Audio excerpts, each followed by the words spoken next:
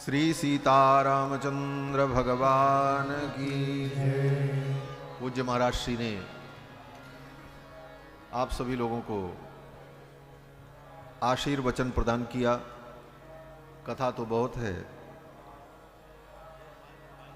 और समय बहुत कम है।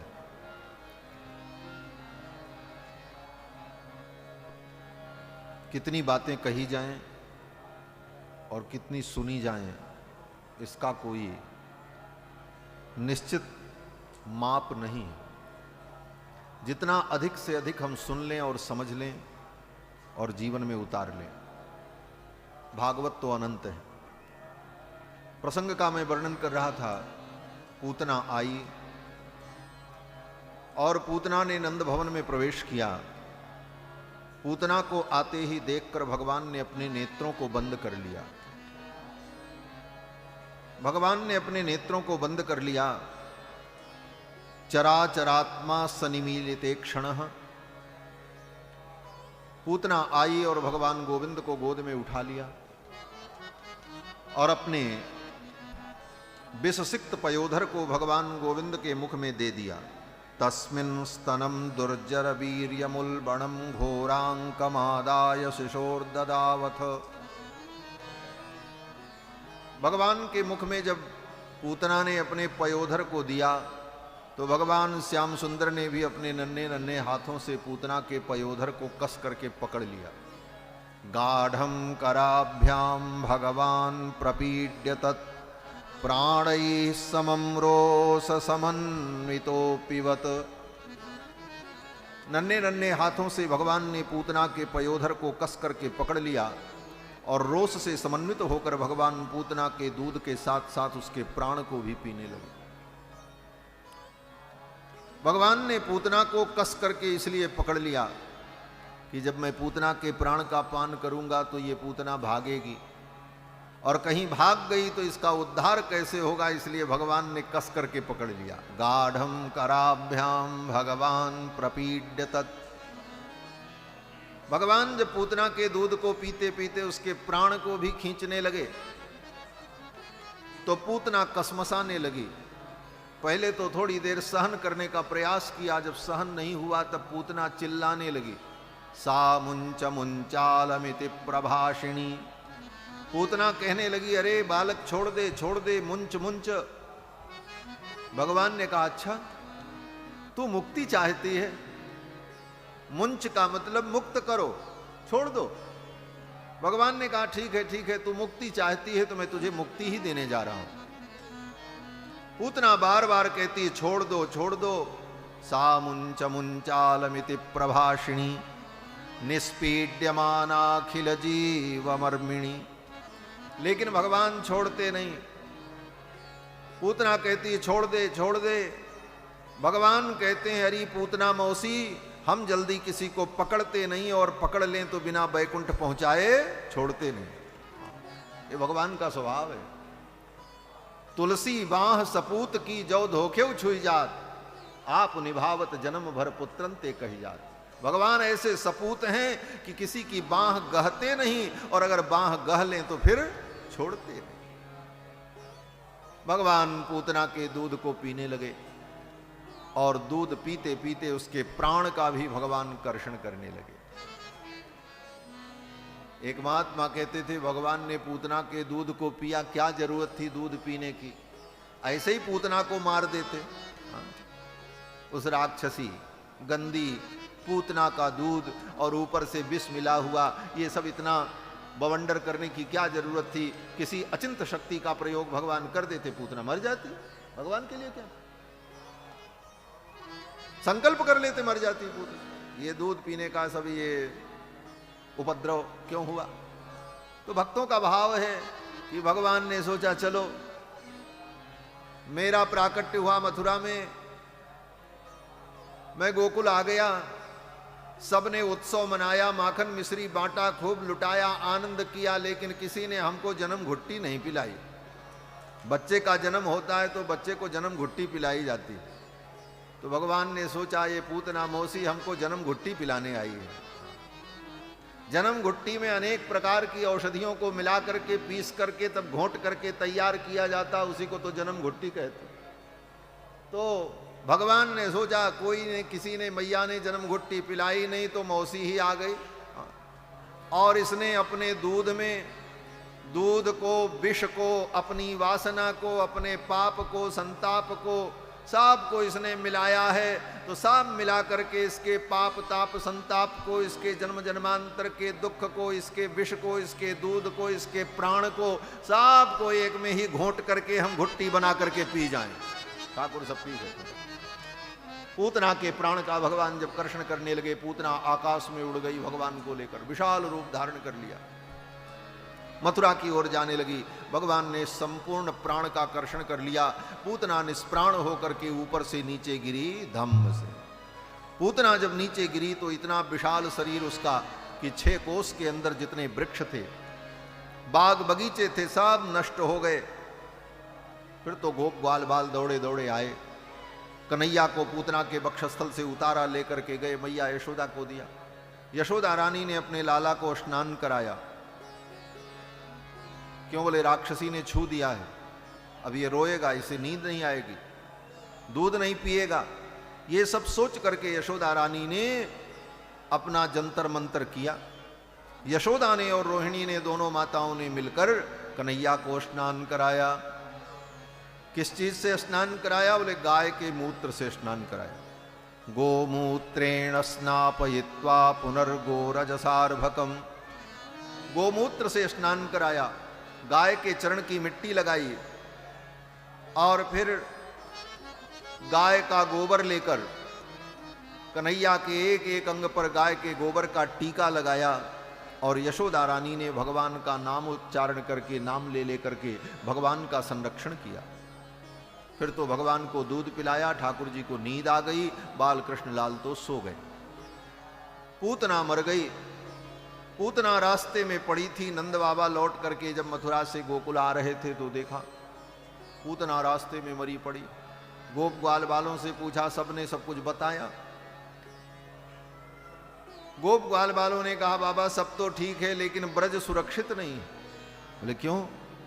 बोले ये इतनी बड़ी पूतना, 6 कोस लंबी चौड़ी, इसके शरीर में कई 1000 टन मांस होगा, इसका शरीर सड़ जाएगा, दुर्गंध फैलेगी, ब्रजमंडल में बीमारियां फैल जाएंगी, इसका अंतिम संस्कार कैसे हो? कौन इसको उठा करके चिता पर रखे? इसका क्या किया जाए? नंद बाबा ने कहा, जाओ अपने अपने घर और फरसा ले आओ, कुल्हाड़ी लाओ, धारदार हथियार लाओ, पूतना के शरीर को काट काट करके छोटे छोटे टुकड़े करो और फिर उन टुकड़ों को उठा करके जमुना के तट पर रखकर जला दिया जाए। फिर तो गोप ग्वाल बालों ने कुल्हाड़ी, फरसा, धारदार हथियार लाकर पूतना के शरीर को काट काट करके छोटे छोटे टुकड़ों में विभक्त कर दिया। कलेवरम परशुभिच्छित्वा तत्ते ब्रजौकसः, और फिर उन सारे टुकड़ों को उठा करके जमुना के तट पर रखकर, लकड़ियां रखकर जला दिया। पूतना की चिता जब जलने लगी तो पूतना की चिता से ऐसी दिव्य सुगंधी प्रकट हुई कि पूरा ब्रजमंडल महकने लगा।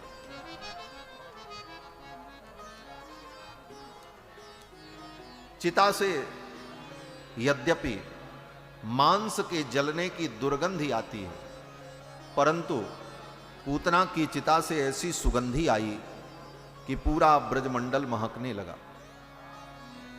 दह्यमानस्य देहस्य धूमश्चागुर सौरभ।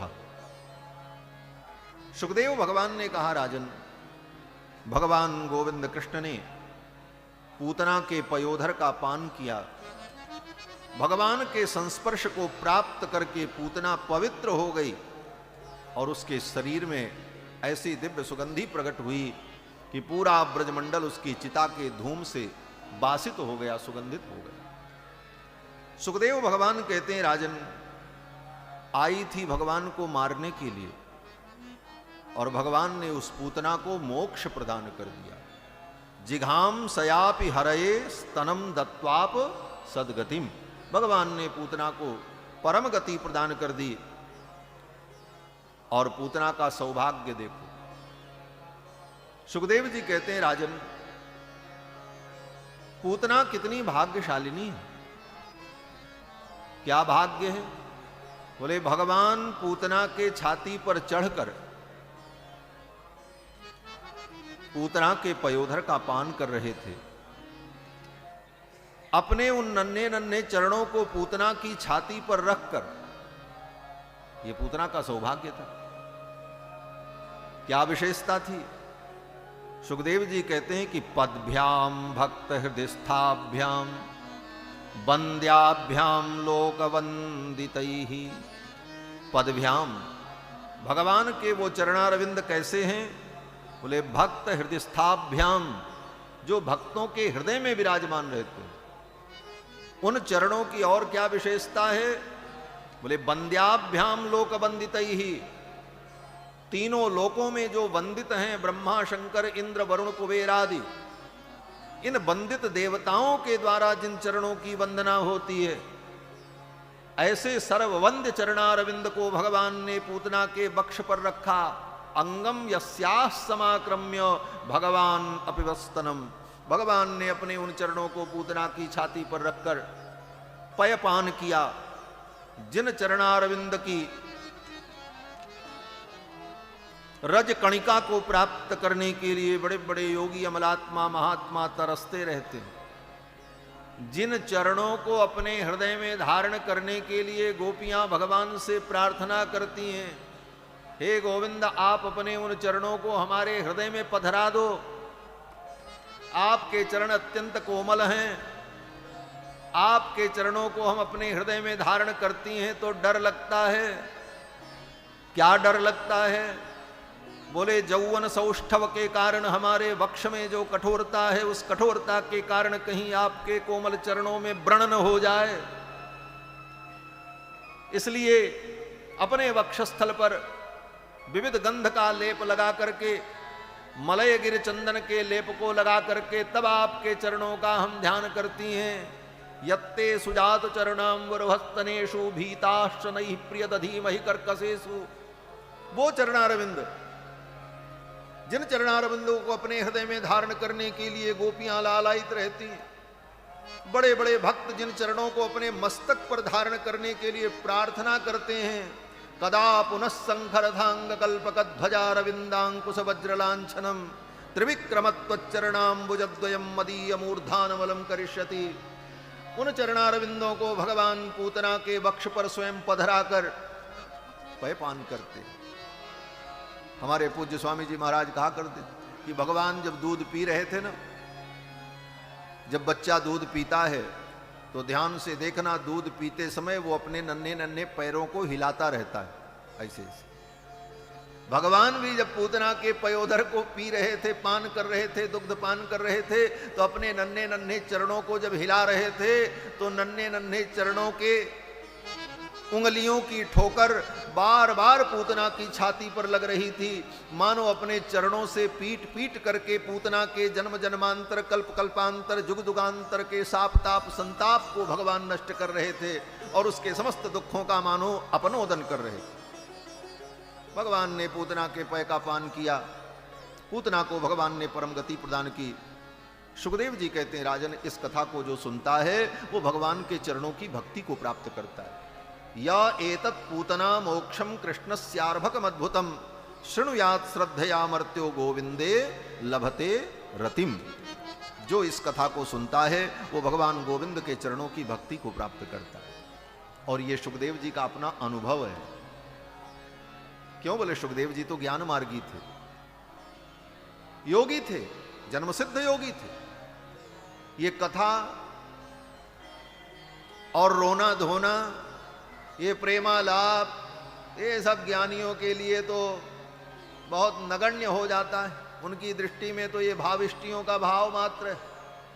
सुखदेव जी तो ऐसे सिद्ध कोटि के योगी थे, लेकिन व्यास जी के शिष्यों ने जब जाकर के भागवत का श्लोक सुनाया तो सबसे पहले पूतना का ही चरित्र सुनाया। अहो बकीयम स्तन कालकूटम जिघाम सयापाय यदप्य साध्वी। और पूतना के चरित्र को सुन करके ही सुखदेव जी का मन भागवत की ओर आकृष्ट हुआ। भगवान के चरणों की भक्ति की प्रेरणा मिली और सुखदेव भगवान जो अपने पिता के बुलाने पर नहीं रुके, यम प्रव्रजंतम अनुपेतम अपेत कृत्यम द्वैपायनो विरह कातर आजुभाव, वही सुखदेव भगवान बिना बुलाए चल करके आए और अपने पिता वेदव्यास के चरणों में बैठ गए और कहा, हे पिताजी मुझे भागवत की कथा सुनाओ। और इस कथा को सुन करके उन्होंने आत्मसात किया। इसके बाद कथा आती है, भगवान ने सकटासुर का उद्धार किया। कंस का भेजा हुआ एक असुर आया। ठाकुर जी 3 महीने के हो गए थे, मैया ने पालना में लिटाया था, सखियां गीत गा रही थी। संजोग से उस दिन भगवान का जन्म नक्षत्र था। जन्मर्क्ष योगे संवेत योषिताम। गांव की आस पड़ोस की स्त्रियां आई हुई थीं, गीत गा रही थीं। बादित्र गीत द्विज मंत्रवाच कईश्चकार सोनोर अभिषेचनम सती। यशोदा रानी ने अपने लाला का विधि पूर्वक अभिषेक किया, नूतन नवीन वस्त्र धारण कराया, पालना में लिटा दिया। ठाकुर जी पालना में झूल रहे थे, सखियां गीत गा रही थी। क्या गीत गा रही थी? बोले, जग पालक झूली रहे पड़े पड़े पालना, छटा को निहारी जरा होश को संभालना। सारी दुनिया का पालन करने वाले पालना में झूल रहे हैं। दर्शन करो लेकिन होश संभाल करके, होश संभाल करके। नजर ना लगाना कोई, संभल नजर डालना। छटा को निहारी जरा होश को संभालना। हमारे श्री वृंदावन धाम के परम श्रद्धेय श्री पुंडरीकाक्षाचार्य जी महाराज, जो हमारे परम सुहृद हैं, पधारे। आपका स्वागत, अभिनंदन। बंधुओं, बहुत जल्दी जल्दी सारी बात कहनी है। महाराज जी बैठे हैं, उत्सव करा करके ही जाएंगे। हाँ, तो भगवान का पालना उत्सव चल रहा था। उसी समय कंस का भेजा हुआ सकटासुर नाम का असुर आया। एक पुरानी बैलगाड़ी थी, उसी बैलगाड़ी में वो मायावी प्रविष्ट हो गया। उसने सोचा इस बैलगाड़ी को ढकेल दें पालना पर, ये पालना पर बैलगाड़ी गिरेगी, पालना में लेटा हुआ बालक दब करके मर जाएगा। सकटासुर ने बैलगाड़ी को धक्का दिया, उसी में वो प्रविष्ट ही हो गया। धक्का क्या दिया? और वो बैलगाड़ी जब पालना की ओर आगे बढ़ी तो भगवान ने पालना में से अपने नन्हे नन्हे चरणों को निकाला। उधर से आती हुई बैलगाड़ी को ठोकर मारा। बैलगाड़ी तो आकाश में उछल गई, दूर जाकर के गिरी। बैलगाड़ी के तो परकच्चे उड़ गए। उसके अंदर जो सकटासुर नाम का दैत्य था, उसकी मृत्यु हो गई। किसी को समझ में नहीं आया कि ये बैलगाड़ी उतनी दूर जाकर के गिरी कैसे। किसी ने देखा नहीं, समझा नहीं। बच्चों से पूछा, तुमने देखा? तो छोटे छोटे बच्चे जो वहां खेल रहे थे, उन बच्चों ने कहा कि रुदतानेन पादेन क्षिप्तमेतन्न संशयः। इसी बालक ने अपने चरण प्रहार से बैलगाड़ी को उछाल दिया। लेकिन उन बच्चों की बात पर किसी ने भरोसा नहीं किया। भगवान ने इस प्रकार, अभी आएंगे आरती करके, उसके बाद आएंगे महाराज। हाँ, तब तक तो भगवान ने सकटासुर का उद्धार किया। इसके बाद कथा आती है कि भगवान ने तृणावर्त का उद्धार किया। कंस का भेजा हुआ एक असुर तृणावर्त आया, आंधी बौंडर के रूप में। जोर जोर की हवाएं चलने लगी। यशोदा रानी लाला को गोद में लेकर के बैठी हुई थी। वो असुर आ गया।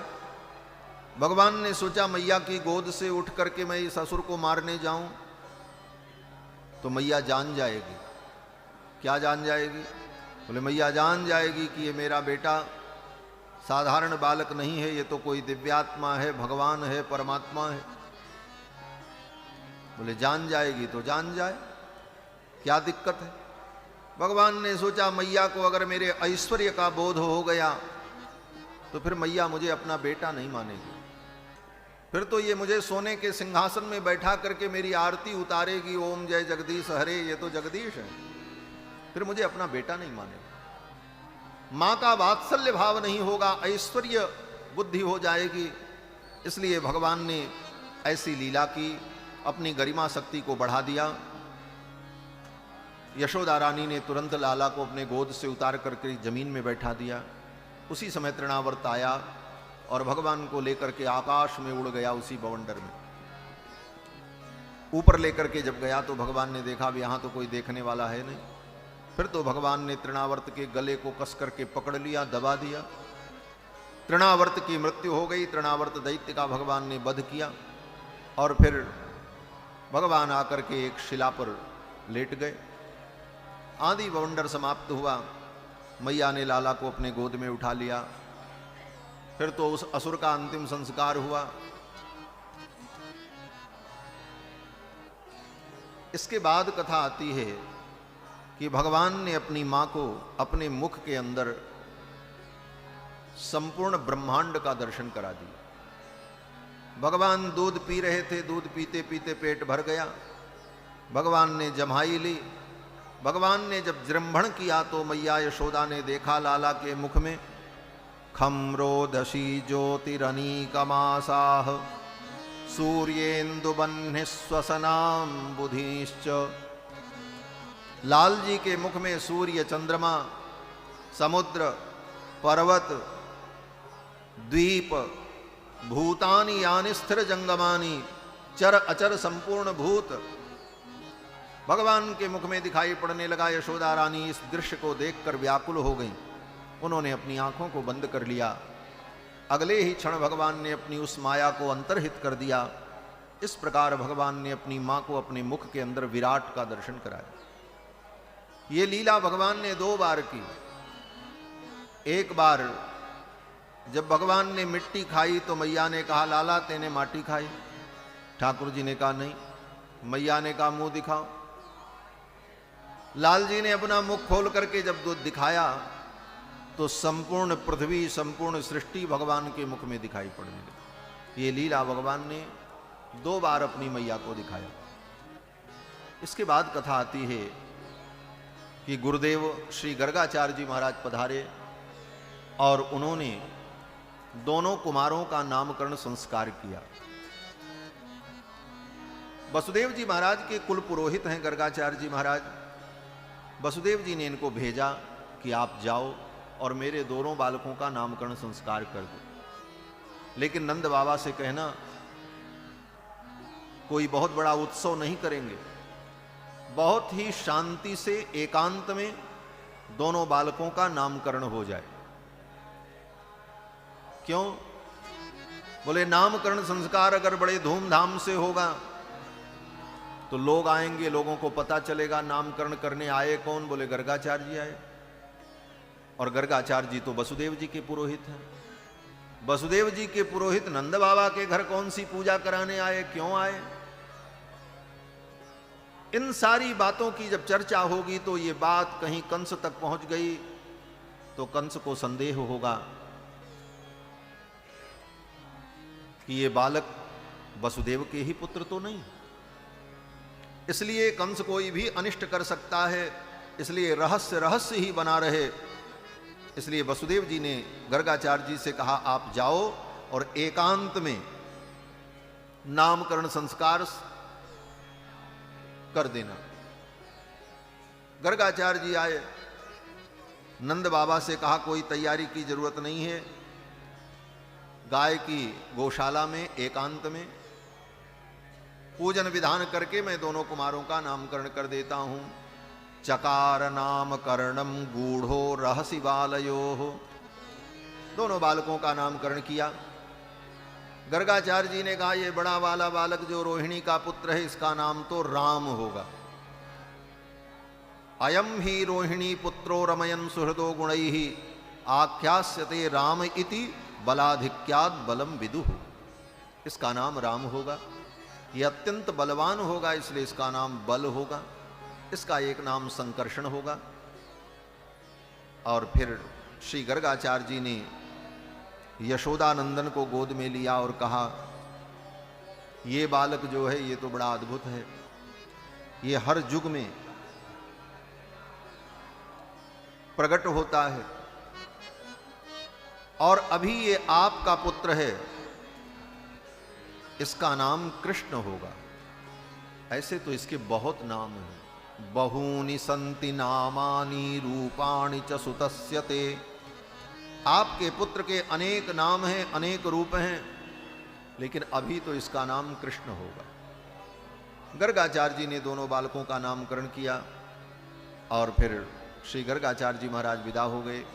भगवान धीरे धीरे बड़े होने लगे। अब तो धीरे धीरे भगवान घुटनों के बल, हाथ के पंजे के बल चलने लगे। जानुभ्याम सह पाणिभ्याम रिंगमाणौ, भगवान बकैया बकैया चलने लगे। माताएं भगवान की इस लीला को देख करके परम आनंद का अनुभव करती, और भगवान जब चलना सीखने लगे तो चल करके सरक सरक करके कहाँ जाएं? बोले गाय की गौशाला में चले जाएं। हाथ में, पैर में, शरीर में गाय का मूत्र गोबर सब लग जाए, कपड़े खराब हो जाए, मैया दौड़ करके जाती और उठा लेती दोनों बालकों को, ला करके स्नान कराती, नूतन नवीन वस्त्र धारण कराती, फिर जाकर के गाय की गौशाला में सब गाय के गोबर गोमूत्र में अपने वस्त्रों को सिक्त कर लेते। बार बार ऐसा जब होता तो मैया यशोदा को थोड़ा रोष आया, और मैया यशोदा ने कन्हैया से कहा, क्यों रे, बार बार मैं तुझे स्नान कराती हूं और तू जाकर के कीचड़ में अपने कपड़ों को गंदा कर लेता है। लगता है तू पिछले जन्म का सूअर है, मिट्टी में लौटने की तेरी आदत पड़ गई। भगवान मुस्कुराने लगे। भगवान ने सोचा मैया को कैसे पता चल गया कि हमने सूकर अवतार धारण किया था। भगवान तो सूकर भी बने थे। पंकाभिषिक्त सकलम वयवम विलोक्य दामोदरम बदति कोपवशाद यशोदा त्वम सूकरोसी गत जन्मनि पूतना रे। हे पूतना के शत्रु, तुम पिछले जन्म में सूअर थे क्या? मिट्टी में लौटने की, कीचड़ में लौटने की तेरी आदत पड़ गई। भगवान मुस्कुराते। ऐसी मधुर लीलाओं के द्वारा भगवान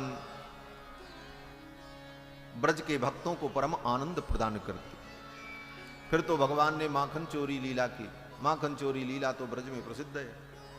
ब्रजे वसंतम नवनीत चौरम गोपांगना नाम च दुकूल चौरम। यहाँ के ठाकुर तो महाराज चोर हैं।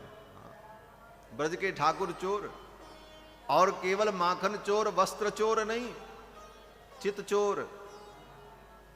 और चित चोर ही नहीं, जीवात्मा के जन्म जन्म के पाप ताप संताप को भी चुरा लेते हैं। अहम त्वा सर्व पापेभ्यो मोक्षयिष्यामि मा शुचः चौराग्रगण्यम पुरुषम नमामि।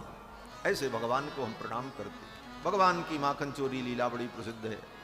समय नहीं है गोवर्धन पूजा तक पहुंचना, हम तो केवल बस विषय सूची आपको बता रहे हैं। 3 घंटे से तो आकर के हम भी बैठे हैं, लेकिन विविध उत्सव और विविध महापुरुषों का आगमन और प्रक्रिया, तो समय है, समय तो रुकता नहीं, समय तो चलता रहता। काल की गति रुकती नहीं, काल तो चलता रहता। समय बीत जाता है और गोवर्धन पूजा का उत्सव भी होना है। महाराज श्री वहां से आरती से होकर के सीधे मंच पर आएंगे, तब तक सब बात हमको कहनी है। बस समास में ही सारी बातें हैं। इसके बाद कथा आती है, भगवान ने मिट्टी खाई। भगवान ने जब मिट्टी खाई तो सखाओं ने आकर के मैया को बता दिया कि भगवान ने मिट्टी क्यों खाई। बोले भगवान ने सोचा कि दुनिया में जितना रस है, मीठा, खट्टा, तीखा, सब रस पृथ्वी से ही प्रकट होता है। जो कुछ वस्तु प्रकट होती है खाने पीने की, सब तो धरती से ही पैदा होती है, और उन वस्तुओं में जो रस आता है वो धरती से ही आता है। इसलिए पृथ्वी का नाम है रसा, सब रस इसी में है। तो भगवान ने सोचा अलग अलग रस लेने से अच्छा है रसा को ही ग्रहण कर लें, सारा रस इसी में मिल जाएगा। और मिट्टी का एक ढेला उठाया और मुख में डाल लिया, मिट्टी खाने लगे। सखाओं ने देखा, सखाओं ने कहा चलो मैया से शिकायत करते हैं। सखा लोग चल पड़े और सखाओं ने आकर के मैया से कहा, मैया तेरे लाला ने माटी खाई, तेरे लाला ने माटी खाई, यशोदा सुन माई। तेरे लाला ने माटी खाई, यशोदा सुन माई। तेरे लाला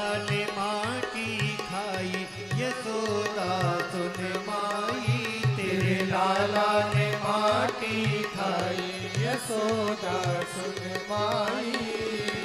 अद्भुत खेल सखन संग खेलो, अद्भुत खेल सखन संग खेलो, छोटो सो माटी को ढेलो, छोटो सो माटी को ढेलो, तुरत श्याम ने मुख में मेलो, तुरंत श्याम ने मुख में मेलो, घटक घटक घटकाई यशोदा सुन माई।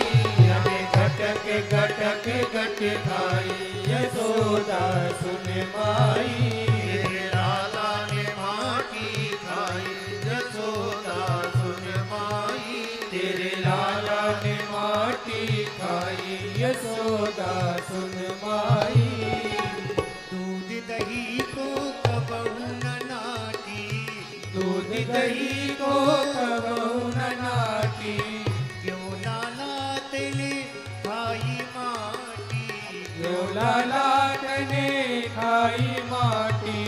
यशोदा समझा वेले साटी, यशोदा समझा वेले साटी। यानी देख दया नहीं आई यशोदा सुन माई।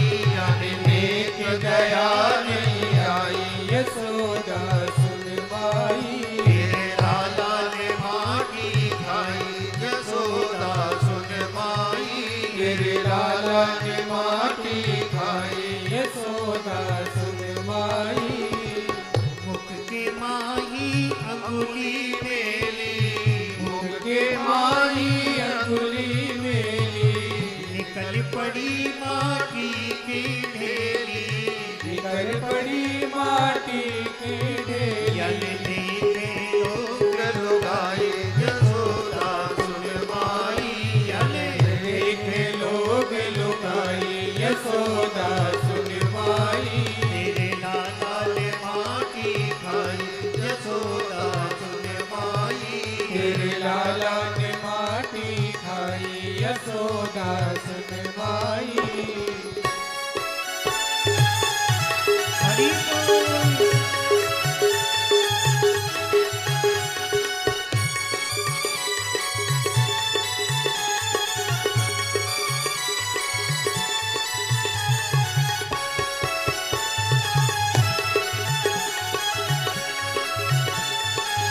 जय हो।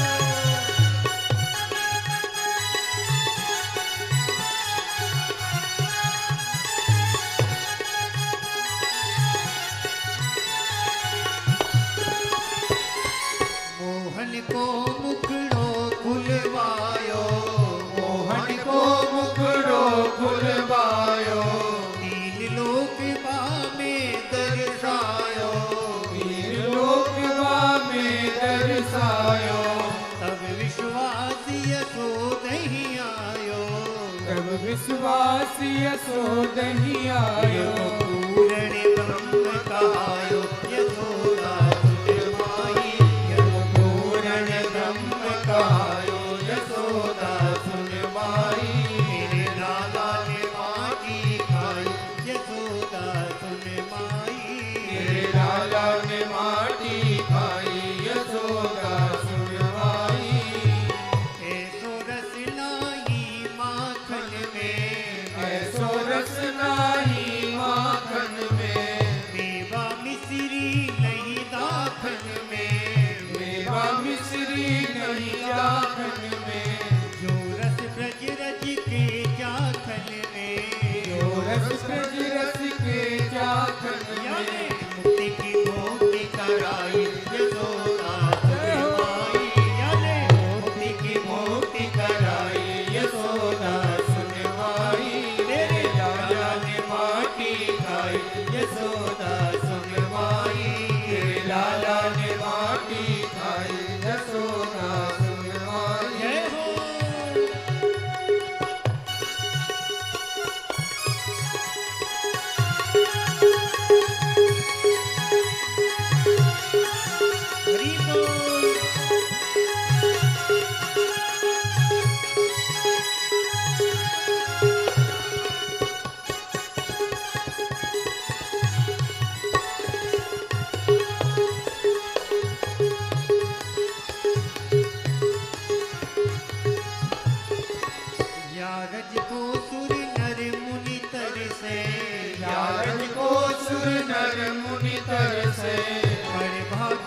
जन नित उठ पर से, बड़भागी जन नित उठ पर से, जाकी लगन लगी रहे हरि से, जाकी लगन लगी रहे हरि ये से। तो भांति राम कथ गाई यशोदा सुन माई, या तो काशी राम कथ गाई यशोदा सुनवाई। तेरे लाला ने माटी खाई यशोदा सुन माई, तेरे लाला ने माटी खाई यशोदा सुनवाई। तेरे लाला ने माटी खाई यशोदा सुन माई, तेरे लाला ने माटी खाई यशोदा सुनवाई। तेरे लाला ने माटी खाई यशोदा सुन माई, तेरे लाला ने माटी खाई यशोदा सुनवाई। यशोदा सुन माई, यशोदा सुनवाई। यशोदा सुनवाई। यशोदा सुनवाई। बोलो बाल कृष्ण लाल की जय। जय जय श्री राधे श्याम। भगवान ने मिट्टी खाने के प्रसंग में अपनी मां को अपने मुख के अंदर विराट का दर्शन कराया। इसके बाद कथा आती है, भगवान ने यमलार्जुन का उद्धार किया। नारद जी के शाप से कुबेर के पुत्र नलकूबर और मणिग्रीव वृक्ष योनि को प्राप्त हो गए थे और गोकुल में नंद बाबा के द्वार पर ही वृक्ष के रूप में विद्यमान थे। उलूखल बंधन लीला के माध्यम से भगवान ने इनका उद्धार किया। मैया ने कन्हैया को उलूखल में बांध दिया। क्यों? बोले भगवान ने मटकी फोड़ दी दही की। मैया नाराज हो गई और मैया ने रस्सी उठाई, कन्हैया को बांधा। कथा तो बड़ी विस्तृत है। वेदांतियों की सारी वेदांत की फक्किका इसी उलूखल बंधन लीला में ही गतार्थ हो जाती है कि भगवान ने, वेदांती जी बैठे, उलूखल बंधन लीला में यशोदा रानी भगवान को बांधना चाहती हैं, रस्सी कम पड़ जाती है, दूसरी रस्सी को जोड़ा, 2 अंगुल फिर कम रह गई। तदपि द्वयंगुलम न्यूनम संदधे नच्च गोपिका, एक के बाद एक रस्सी जोड़ने के बाद भी 2 अंगुल कम। यशोदा जीव हैं, कृष्ण ब्रह्म है। रस्सी साधन है, उस साधन से यशोदा कृष्ण ब्रह्म को बांधना चाहती है। अब इसी में वेदांत लगाते रहो पूरा। जीवात्मा ब्रह्म को कैसे, किस साधन से पाए, कैसे बांधे, कैसे प्राप्त करे, उस साधन में क्या न्यूनता रह गई, क्या कमी रह गई, इसी का सब विचार वेद वेदांत में किया जाता है। अस्तु, अंत में यशोदा रानी जब बांध नहीं पाई, थक गई, तो भगवान ने कहा, भगवान ने सोचा मुझे बंध जाना चाहिए। जब तक यशोदा जी बांधना चाहती थी तब तक भगवान को बांध नहीं पाई, और जब यशोदा जी ने बांधने का अभिमान छोड़ दिया, अब मैं कृष्ण को नहीं बांध पाऊंगी ये मान लिया, हार गई, तो भगवान बंधने को तैयार हो गए। इसी का नाम शरणागति है। सारे साधन करके हम साधन शून्य हो जाएं और भगवान के चरणों में हमारा समर्पण हो जाए, ठाकुर हम किसी साधन से तुमको नहीं पा सकते, अब तुम ही कृपा करो तो हम तुमको पा सकते हैं। यही शरणागति है। हमारे आचार्यों ने यही चिंतन किया। यहां पर मां के परिश्रम को देखकर कृपया सीत स्वबंधन, स्वयं भगवान कृपा करके बंधन में आ गए।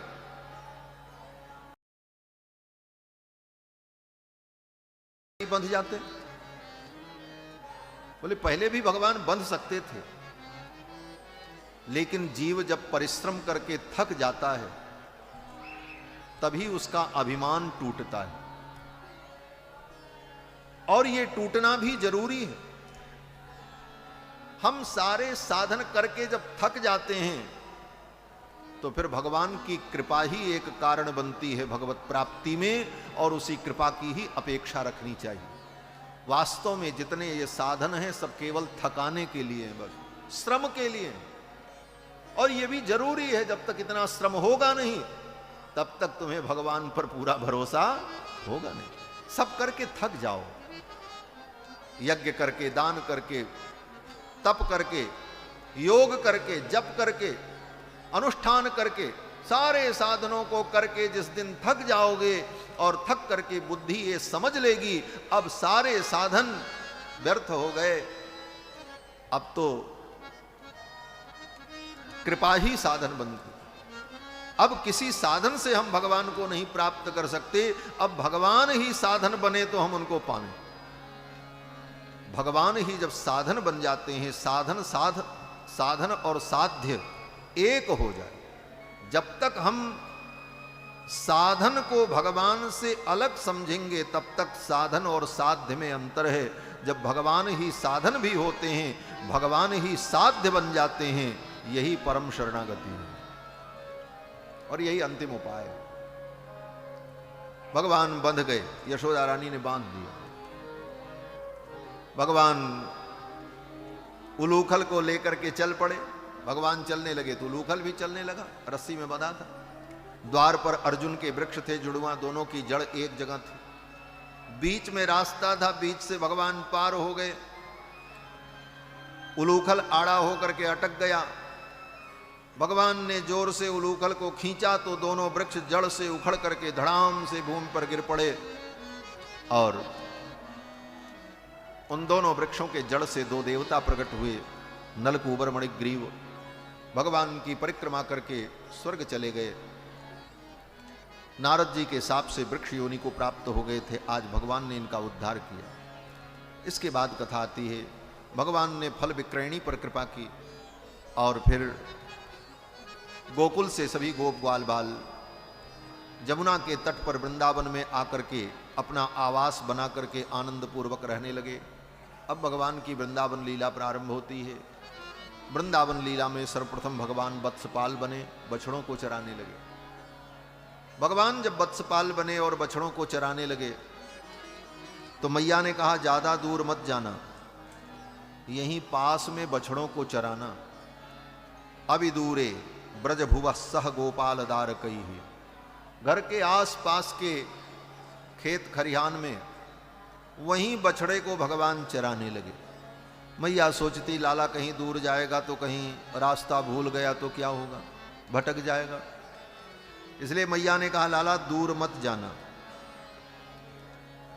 यहीं बछड़ों को चराना, दूर खेलने भी मत जाना। कन्हैया ने कहा क्यों? मैया ने कहा खेलन दूर जात कित कान्हा।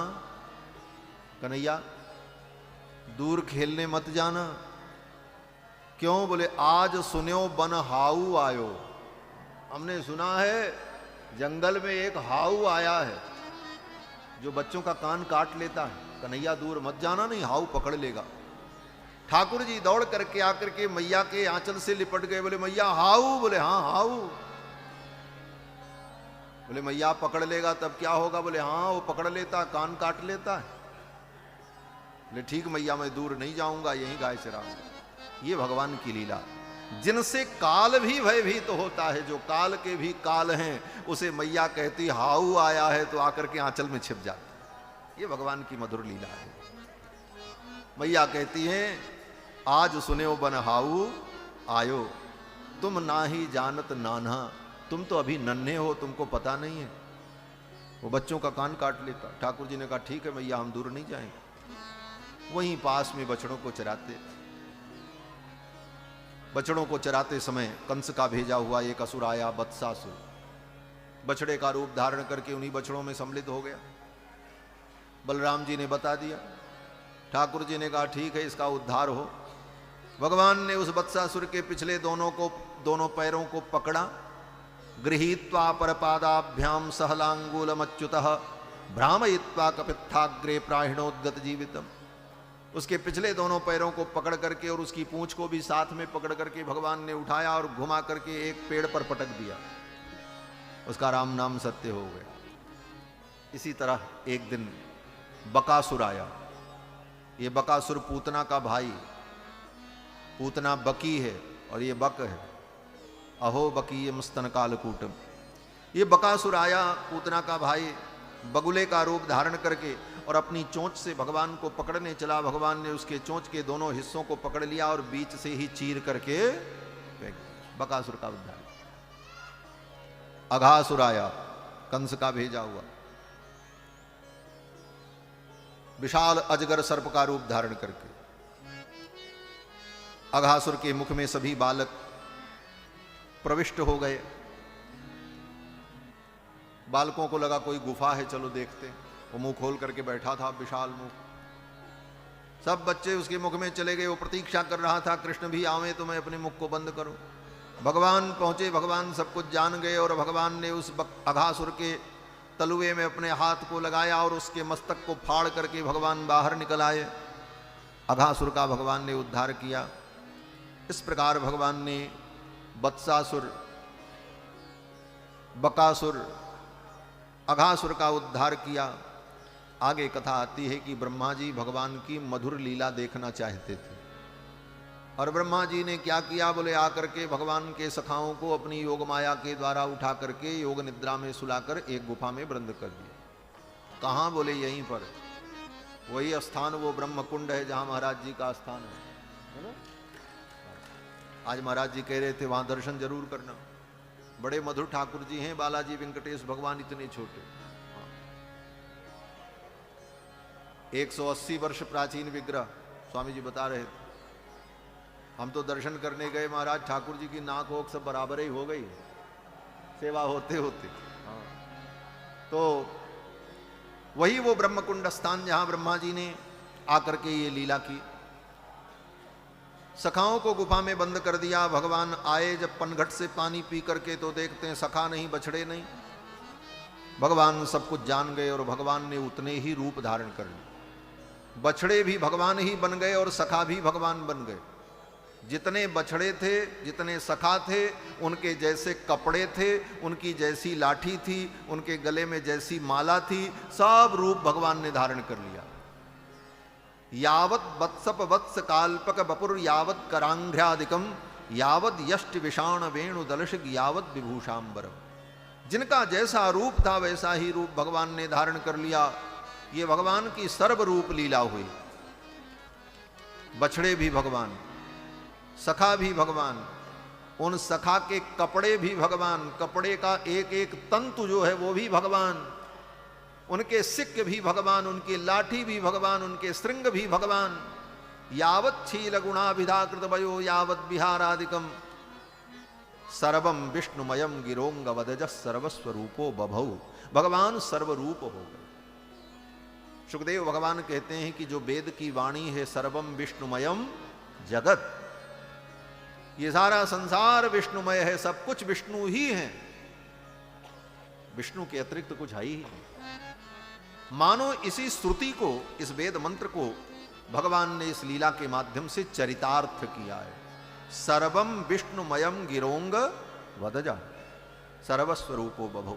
भगवान सर्वरूप हो गए और 1 वर्ष तक भगवान इतने रूपों में रहे और तब तक ब्रह्मा जी ने सखाओं को गुफा में छिपा रखा था। बाद में ब्रह्मा जी को बड़ा पश्चाताप हुआ, आकर के ब्रह्मा जी ने भगवान की स्तुति की, बड़ी लंबी चौड़ी स्तुति की। नौमीढ्यते ब्रभपुषे तडिदंबराय गुंजावतंस परिपिच्चल सन्मुखाय वन्यस्रजे कवल वेत्र विषाण वेणु लक्ष्मश्रिये मृदुपदे पशुपांगजाय। क्षमा मांगी, भगवान आप हमें क्षमा कर दो। जैसे गर्भस्थ बालक कोई अपराध करे तो माँ उसको अपराध नहीं मानती। उत्क्षेपणम गर्भगतस्य पादयोः, ये सब कह करके ब्रह्मा जी ने अपने चारों खोपड़ी की बुद्धि लगा करके बड़े विलक्षण ढंग से भगवान की स्तुति की, लेकिन भगवान प्रसन्न नहीं हुए। बड़ी स्तुति की ब्रह्मा जी, भगवान प्रसन्न नहीं हुए, बोले भी नहीं। अब ब्रह्मा जी को भीतर से डर लगने लगा, भगवान ज्यादा नाराज हो गए, मेरी स्तुति से प्रसन्न भी नहीं हो रहे हैं और ज्यादा देर हम कहीं रुके तो भगवान कहीं दंड न दे दें। इसलिए ब्रह्मा जी को थोड़ा भय सा लगने लगा। इसलिए जल्दी जल्दी ब्रह्मा जी ने सोचा परिक्रमा करो और चलो यहां से। और जब परिक्रमा करने लगे, इत्यभिष्टूय भूमानम त्रिः परिक्रम्य पादयोः, परिक्रमा करते समय ब्रह्मा जी जल्दबाजी में भूल गए कि भगवान की तो 4 परिक्रमा करनी चाहिए, 3 ही परिक्रमा करके विदा हो गए। इत्यभिष्टूय भूमानम त्रिः परिक्रम्य पादयो। हमको तो ऐसा ही लगता है, बाकी तो जो विद्वानों का भाव हो। हमको तो लगता है ठाकुर जी बोल नहीं रहे थे, इतनी स्तुति सुनने के बाद कोई उत्तर नहीं, कोई जवाब नहीं। ब्रह्मा जी भीतर से थोड़ा घबरा रहे थे, इसलिए सोच रहे थे कहीं ठाकुर ज़्यादा नाराज न हो जाएं, इसलिए जल्दी यहाँ से विदा हों। और परिक्रमा करने के क्रम में भगवान की 4 परिक्रमा करनी चाहिए, शास्त्र कहता है। और चारों वेद के विद्वान ब्रह्मा जी महाराज नहीं समझ पाए और जल्दबाजी में 3 ही परिक्रमा करके विदा हो गए। इत्यभिष्टूय भूमानम त्रिः परिक्रम्य पादयोः नत्वाभीष्टम जगद्धाता सुधाम प्रत्यपद्यत। ब्रह्मा जी विदा हो गए। फिर तो भगवान ब्रह्मा जी जाते जाते उन सखाओं को गुफा से निकाल दिया। उन सखाओं की नींद जब खुली तो उनको लगा हम सवेरे गए थे बछड़ा चराने के लिए और शाम को लौट के घर आ रहे हैं, और बीत गया 1 वर्ष, किसी को पता ही नहीं चला। और ब्रज में भी किसी को पता नहीं चला कि असली मनसुखा कहाँ है, असली तनसुखा कहाँ है, श्रीदामा कहाँ है। बोले इन सब रूपों में भगवान ही थे 1 वर्ष तक। ब्रज की सभी गोपियों को और ब्रज की सभी गायों को भगवान ने वही सुख दिया जो सुख यशोदा रानी को मिला। 1 वर्ष तक ये सुख भगवान ने सब ब्रज की गोपियों को दिया। क्यों? बोले कभी कभी गोपियां मन में सोचती थीं कृष्ण मेरे पुत्र होते, मैं इनको अपने गोद में चिपटा करके लिपटा करके सो जाती, इनको दूध पिलाती, कितना सुख होता। भगवान ने कहा चिंता मत कर, मैं तेरा भी बेटा बन करके आ रहा हूं। ब्रज की गायें गोविंद को देख करके रंभाती, ये मेरे बछड़ा होते, मेरा दूध पीते। दूध तो भगवान पीते ही थे गायों का। एक तरफ से बछड़ा पिए, दूसरे तरफ से ठाकुर जी पीने लग जाएं। उन गायों के हृदय में वात्सल्य प्रकट होता। गायें भगवान को चाटना चाहती जैसे बछड़ों को चाटती हैं, लेकिन फिर गायें अपने मन को रोक लेती। ये अत्यंत कोमल हैं, मेरी जीभ बड़ी खुरदुरी है, कहीं इनके श्री अंग में व्रण न हो जाए, इसलिए गायें अपनी भावनाओं को रोक लेती। लेकिन उनका मन व्यथित होता, मैं इनको चाट नहीं सकी, इनका संस्पर्श नहीं कर सकी। भगवान ने कहा चिंता मत करो गैया मैया, मैं बछड़ा बन करके जब आऊंगा तब आप खूब चाटना दुलार करना, आपके पास ही बैठूंगा। 1 वर्ष तक भगवान बछड़ा बन करके रहे, उन बछड़ों के रूप में रहे। तो जो जो गायें उन गायों के पास ही भगवान बैठे, गायें उनको चाटें दुलार करें। इस प्रकार से ब्रज की गोपियों को, ब्रज की सभी मैया को और ब्रज की सभी गैया को ठाकुर ने वही सुख दिया जो सुख यशोदा रानी को दिया। ये लीला भाई। इसके बाद कथा आती है, भगवान ने जमुना जल को शुद्ध किया। जमुना में एक सांप आ गया, काली नाग। उस काली नाग के विष से जमुना का जल दूषित हो गया। भगवान ने विचार किया जमुना जल को शुद्ध करें। विलोक्य दूषिताम कृष्णाम कृष्ण कृष्णाहिना विभु तस्या विशुद्धमन्विच्छन् सर्पम तमुद्भासय। जमुना जल को शुद्ध करने के लिए भगवान काली नाग का मर्दन करते। भगवान आए,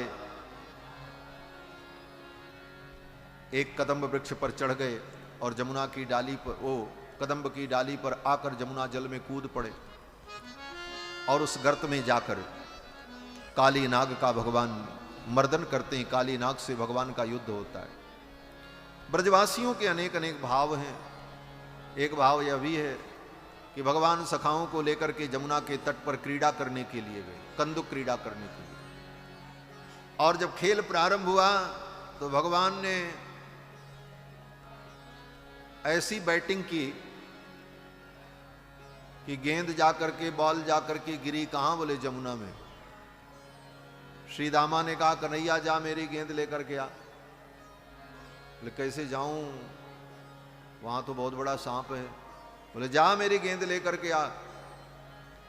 बार बार जब सखा ने जिद की तो भगवान गेंद लाने के बहाने जमुना जल में कूद गए।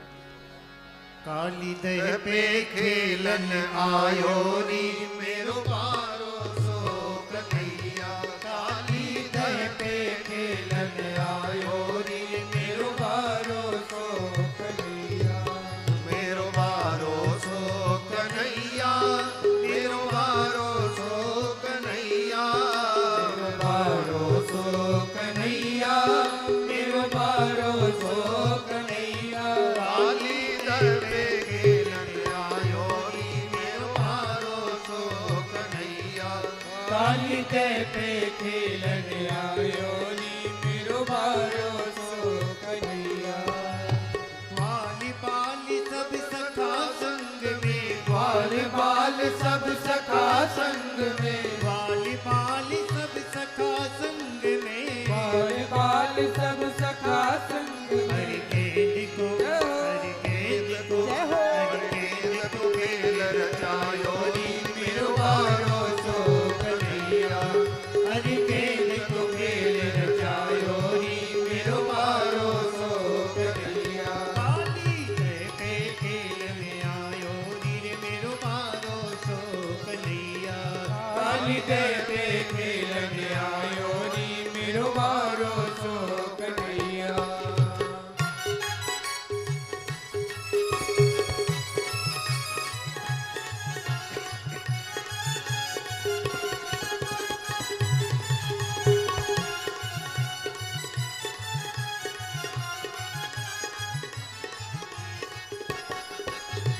काहे की पट गेंद बनाई, काहे की पट गेंद बनाई, हर काहे की पट गेंद बनाई, काहे की पट गेंद बनाई। काहे को बल्ला लायो रे मेरो बारो सो कन्हैया। काहे को बल्ला लायो नी मेरो बारो सो कन्हैया। काली दर पे खेलन आयो रे मेरो बारो सो कन्हैया। काली दर पे खेलन आयो नी मेरो बारो सो कन्हैया। रेशम की पट गेंद बनाई, रेशम की पट गेंद बनाई, रेशम की पट गेंद बनाई, रेशम की पट गेंद बनाई। चंदन को, जय हो, चंदन को, जय हो। चंदन को बल्ला लायो रे मेरो बारो सो कन्हैया। चंदन को बल्ला लायो नी मेरो बारो सो कन्हैया। काली दर पे खेलन आयो रे मेरो बारो सो कन्हैया। काली दर पे खेलन आयो नी मेरो बारो सो कन्हैया। भारी टोल गेंद गई तमे, भारी टोल गेंद गई दह में, भारी टोल गेंद गई तमे, भारी टोल गेंद गई दह में। गेंद के संग हिलायो रे मेरो बारो सो कन्हैया। अरे गेंद के संग आयो नी मेरो बारो सो कन्हैया। काली दर पे खेलन आयो रे मेरो बारो सो कन्हैया। काली दर पे खेलन आयो नी मेरो बारो सो कन्हैया। नागिन नाग जगाए दे जल्दी, नागिन नाग जगाए दे जल्दी, नागिन नाग जगाए दे जल्दी, नागिन नाग जगाए दे जल्दी। पाही की, पाही की, जय हो। पाही की खातिर आयो रे मेरो बारो सो कन्हैया। बाही की खातिर आयो नी मेरो बारो सो कन्हैया। काली दर पे खेलन आयो रे मेरो बारो सो कन्हैया। काली दर पे खेलन आयो नी मेरो बारो सो कन्हैया।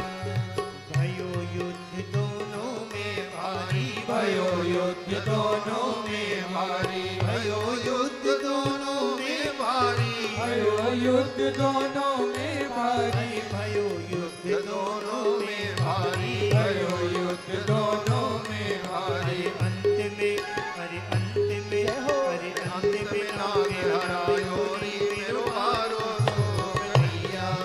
अरे अंतिम नाग हरायो नी मेरो बारो सो कन्हैया। काली दर पे खेलन आयो रे मेरो बारो सो कन्हैया। काली दर पे खेलन आयो नी मेरो बारो सो कन्हैया।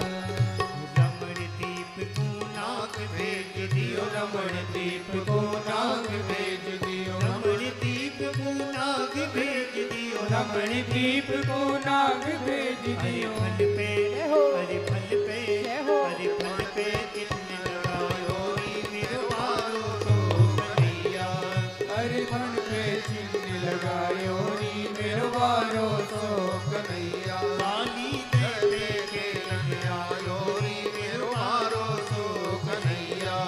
काली दे पे खेलन आयो नी मेरो बारो सो कन्हैया मेरो बारो सो कन्हैया मेरो बारो सो कन्हैया बारो सो कन्हैया मेरो बारो सो कन्हैया मेरो बारो सो कन्हैया मेरो बारो सो कन्हैया बारो सो कन्हैया मेरो प्यारो सो कन्हैया काली दे पे खेलन आयो नी मेरो बारो सो कन्हैया काली दे पे खेलन आयो नी मेरो बारो सो कन्हैया काली दे पे खेलन आयो नी मेरो बारो सो कन्हैया काली दे पे खेलन आयो नी मेरो बारो सो कन्हैया मेरो बारो सो कन्हैया मेरो बारो सो कन्हैया मेरो बारो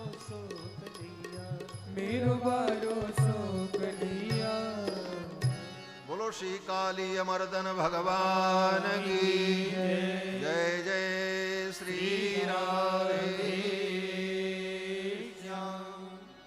भगवान उस काली हृद में पहुंचे। काली नाग की पत्नियां जो थीं उन पत्नियों ने कहा तू चला जा, मेरे पति की निद्रा भंग हो गई तो तू बचेगा नहीं। भगवान ने कहा मैं तो इसको जगाने ही आया हूं। नाग पत्नियों ने कहा तू जानता नहीं, इनके एक एक फण में भयंकर विष है और इनके 100 फण हैं, तू जीवित नहीं बचेगा। भगवान ने कहा जा जा, ये 100 फण वाला मेरा क्या करेगा? 1000 फण वाले सर्प का तो मैं बिस्तर बना करके सो जाता हूं। भुजग शयनम पद्मनाभम सुरेशम, ये 100 फण वाला मेरा क्या करेगा? भगवान ने काली नाग की पूंछ पर एक लात मारी, फनफना करके दौड़ा और अपने भोग में कृष्ण को लपेट लिया, कसने लगा। भगवान ने अपने शरीर को ऐसे थोड़ा बढ़ाया, उसके मर्म फटने लगे, छोड़ दिया। भगवान उछल कर फण पर सवार हो गए, दूसरे फण को घुमा करके काटने चला, भगवान उस फण पर कूद जाते। भगवान ने काली नाग के फण पर तांडव नृत्य किया। तच्चित्र तांडव विरुग्न फणात पत्रो रक्तम मुखैरुरबमन नृपभग्न गात्र स्मृत्वा चराचर गुरुम पुरुषम पुराणम नारायणम तमरणम मनसा जगाम। काली नाग के फण पर भगवान जब तांडव नृत्य करने लगे, देवता गंधर्व आकाश में प्रकट हो गए और सब वाद्य बजाने लगे। देवताओं के गंधर्वों के वाद्य के लय में, ताल में भगवान काली नाग के फण पर नृत्य करते हैं। तांडव गति मुंडन पर नाचत बनवाली, तांडव गति मुंडन पर नाचत बनवाली, तांडव गति मुंडन पर नाचत बनवाली, तांडव गति मुंडन पर नाचत बनवाली।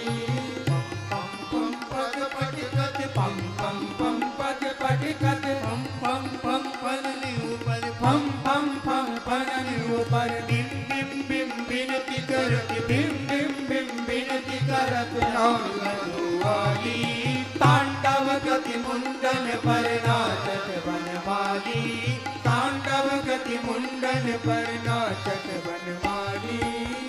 सम सम सलिकादिक सन सन सन सन कादिक नम नन नन नारदादि नन नन नन नारदादि गम गम गंधर्वादिक गम गम गंधर्वादिक सभी देवताई तांडव गति मुंडन पर नाचत बनवाली, तांडव गति मुंडन पर नाचत बनवाली। सूरदास प्रभु की बानी, सूरदास प्रभु की बाणी, सूरदास प्रभु की बानी, सूरदास प्रभु की बाणी। किल किल न जानी, किल किल किल हो न जानी, चम चम चम चरण धरत चम चम चम चरण धरत, चम चम चम चरण धरत चम चम चम चरण धरत। अभय कियो काली तांडव गति मुंडन पर नाचत बनवाली, तांडव गति मुंडन पर नाचत बनवाली। तांडव गति मुंडन पर तांडव गति मुंडन पर तांडव गति मुंडन पर नाचत बनमाली। भगवान काली नाग के फण पर नृत्य करते हैं। काली नाग के फण रक्त रंजित हो गए। काली नाग ने भगवान की शरणागति कर ली। भगवान ने काली नाग को अभय दिया और समुद्र में चले जाने का आदेश दिया। काली नाग भगवान की आज्ञा मान करके जमुना हृद को, काली हृद को छोड़कर समुद्र के लिए चला गया। जमुना जल शुद्ध हुआ। इसके बाद कथा आती है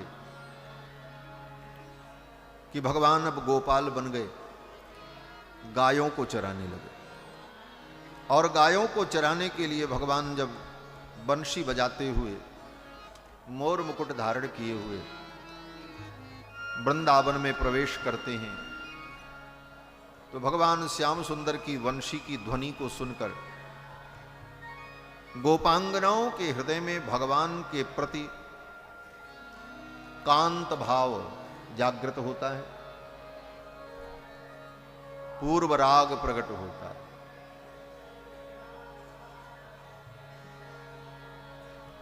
सुखदेव जी कहते हैं, राजन इति वेणुरवम राजन सर्वभूत मनोहरम। समस्त प्राणियों के, समस्त भूत के मन का हरण करने वाला वेणुरव सुन करके गोपांगनाओं के हृदय में भगवान के प्रति प्रियतम का भाव प्रस्फुरित हुआ और परस्पर वार्ता करती हुई गोपियां भगवान के वंशी की चर्चा करने लगी। इसका नाम है वेणु गीत। इस गीत में गोपियां वेणु की चर्चा करती हैं, आपस में कहती हैं, देखो सखी कितनी सुंदर बंशी बज रही है, कितनी मधुर है, ये कृष्ण की बंसी है, ये बंसी कितनी अच्छी है, इसने कौन सा पुण्य किया है कि कृष्ण के अधर पर विराजमान होकर कृष्ण के अधरामृत का पान करती है। ये वृंदावन के मृगों को देखो, ये मृग कितने सौभाग्यशाली हैं, ये मृगियां कितनी सौभाग्यशालिनी हैं कि कृष्ण के वंशी निनाद को सुन रही हैं, कृष्ण का दर्शन कर रही हैं। और इनके पति कितने अच्छे हैं जो इनको लेकर के आए हैं कृष्ण का दर्शन कराने के लिए। इन विविध भावमयी वार्ता के द्वारा गोपियां कृष्ण का अनुभव करती हैं, कृष्ण की चर्चा करती हैं। उनके अंतर मन का जो प्रेम है वो इन्हीं शब्दों में प्रकट होता है और फिर वो प्रेम पूर्व राग इस स्थिति को प्राप्त करता है कि गोपियों को लगता है अब कृष्ण हमें मिल जाएं। किस रूप में? बोले प्रियतम के रूप में, पति रूप में। और कैसे मिले? फिर इसके लिए गोपियों ने उपाय किया। क्या किया? बोले कात्यायनी देवी का व्रत किया, 1 महीने का अनुष्ठान किया। हेमंत ऋतु के प्रथम महीने में ब्रह्म मुहूर्त में जमुना के तट पर जाकर जमुना में स्नान करती और जमुना के बालू से कात्यायनी देवी की मूर्ति बना करके पूजा करती और मंत्र का जप करती। और मंत्र क्या था? बोले कात्यायनी महामाये महायोगिन्यधीश्वरी नंद गोपसुतम देवी पतिम में कुरुते नमः। नंद गोप के पुत्र जो कृष्ण हैं उनको मेरा पति बना दो। हे कात्यायनी देवी मैं आपको प्रणाम करती हूं। कात्यायनी महामाये महायोगिन्यधीश्वरी नंद गोप सुतम देवी पतिम में कुरु ते नमः। इसी मंत्र का जप करती। 1 महीने का अनुष्ठान किया। भगवान उनके व्रत की, उनके अनुष्ठान की परीक्षा के लिए और उनके व्रत की सफलता के लिए ही भगवान आए और भगवान ने चीर हरण किया। गोपियां अपने वस्त्रों को बाहर रख करके जमुना में स्नान करने गईं। भगवान ने उन वस्त्रों को उठा लिया और लेकर के कदम्ब वृक्ष पर जाके बैठ गए। गोपियां स्नान करके जब बाहर निकलने की कोशिश करने लगीं तो वस्त्र थे नहीं। अब गोपियों ने देखा श्याम सुंदर वस्त्र लेकर के कदम्ब की डाल पर बैठे। गोपियों ने कहा, श्याम सुंदर, हम आपकी दासी हैं और आप तो धर्मज्ञ हो, आप जो कहोगे मैं करूंगी, ये मेरे वस्त्र मुझे दे दो। गोपियों ने वस्त्रों को मांगा। गोपियों ने कहा, श्याम सुंदर ते दास्यः करवाम तवोदितम, आप जो कहोगे वो मैं करूंगी, मैं आपकी दासी हूं। दास और दासी का तो यही धर्म है कि स्वामी की आज्ञा का पालन करना। भगवान ने कहा, वो गोपियों ने कहा, हम आपकी आज्ञा का पालन करेंगे। लेकिन अगले ही वाक्य में गोपी ने आज्ञा पालन छोड़कर स्वयं भगवान को आज्ञा दे डाला। देहि वासांस, ये देहि आज्ञावाचक। पहले तो कहती हैं करवाम तवोदितम, आप जो कहोगे मैं करूंगी, आज्ञा दो, आपकी आज्ञा का पालन करूंगी। और अगले ही क्षण भगवान को आज्ञा देने लगी, देहि वासांस, मेरे वस्त्रों को दे दो। और इसके बाद भगवान को ही समझाती हैं, कहती हैं, अरे आप तो धर्मज्ञ हो, आप तो धर्म को जानने वाले हो, और ये धर्म नहीं है किसी स्त्री का वस्त्र चुरा ले। आप तो धर्म को जानते हो। स्वयं निर्वस्त्र होकर के जमुना में स्नान करती हैं जो धर्म नहीं है, लेकिन सामने वाले से धर्म पालन की ही आशा करती हैं। यही जीव की विडंबना होती है। स्वयं व्यक्ति धर्म का पालन नहीं करता, अपितु सामने वाले से धर्म की अपेक्षा करता है। हम स्वयं सत्य नहीं बोलना चाहते, लेकिन दूसरों से हम यही चाहते हैं कि ये सत्य ही बोले, झूठ न बोले हमसे। देहि वासांस धर्मज्ञ नो चेद्राग्ये ब्रुवामहे। अब तो इससे भी आगे बढ़ गई गोपियां। गोपियों ने कहा, अगर मेरे वस्त्र को नहीं दोगे तो मैं कंस से शिकायत करूंगी। चुनौती दिया भगवान को, चैलेंज कर दिया, नहीं दिया तो हम कंस के यहां मुकदमा दर्ज करवा देंगी कि इन्होंने मेरे वस्त्र को चुराया। अब परस्पर ये विरुद्ध भाव, एक तरफ तो कहती हैं हम दासी हैं, दूसरी तरफ कहती हैं आज्ञा का पालन करेंगी, तीसरी तरफ आज्ञा दे देती हैं, चौथी तरफ धर्म की दुहाई, और पांचवी बात में तो सीधे कह दिया मैं कंस के यहां रिपोर्ट करूंगी, लाओ मेरे वस्त्र। भगवान ने कहा, ये परस्पर बदतोव्याघात, ये उल्टी पुल्टी बातें। भगवान ने कहा, ठीक है, अगर ऐसी बात है तो जाओ, जाकर के कंस के यहां शिकायत करो, अब कंस ही तुम्हारे वस्त्र को दिलाएगा, जाओ। भगवान बैठ गए चुप होकर के। गोपियों ने देखा भगवान तो जानते थे जाएंगी कैसे, कपड़े तो हमारे पास है। अंत में तो इनको मेरी शरण में आना ही पड़ेगा। अंत में गोपियों को भी समझ में आया, और भगवान ने कहा भी, भवत्यो यदि में दास्यो, यदि मेरी दासी हो, तुमने कहा है कि श्याम सुंदर ते दास्य, तो यथार्थ में अगर मेरी दासी हो और मुझे अपना स्वामी मानती हो तो मयोक्तम वा करिष्यतु, मेरे वचन का पालन करो। दास का तो यही धर्म है। अब गोपियों ने देखा बात तो सही है, गलती तो हो चुकी थी। गोपियों ने कहा, महाराजा आप जो कहोगे वही मैं करूं। तो भगवान ने कहा, अत्रागत्य स्वभासांसी प्रतीक्षन्तु शुचिस्मिताः, आओ ले जाओ अपने वस्त्रों को, मैं तो देने को तैयार हूं। गोपियों ने कहा, कैसे आवें, हम तो निर्वस्त्र हैं। भगवान ने कहा, कैसे गई थी, जैसे गई थी वैसे आओ। अंत में गोपियों ने हाथ जोड़कर भगवान को प्रणाम करते हुए प्रसन्न भाव से गोविंद के चरणों में आ गए। इस लीला में बड़ा रहस्य है और बड़ी गंभीर लीला है। बहुत से लोग इसे देखकर भ्रमित भी हो जाते हैं। कुछ लोग इसका भाव और समाधान न समझ पाने के कारण सीधे कह देते हैं ये प्रक्षिप्त है। एक बहुत बड़े व्यक्ति की बात मैं कर रहा हूं गुरुजी। छत्तीसगढ़ में मैं कथा करने गया, अब तो वो इस दुनिया में नहीं है और मैं नाम भी नहीं लूंगा, लेकिन इन लोगों को मैं बता दूंगा जरूर। वो महाशय भागवत की कथा सुना रहे थे। राम जन्मभूमि के आंदोलन में उनकी बहुत बड़ी भूमिका भी थी। अच्छे महापुरुष थे। लेकिन वहां पर संजोग से यही प्रसंग चल रहा था और मैं कथा में पहुंचा, तो उन्होंने सीधे सीधे कहा ये कथा प्रक्षिप्त है। बाद में लोगों ने मिला दिया।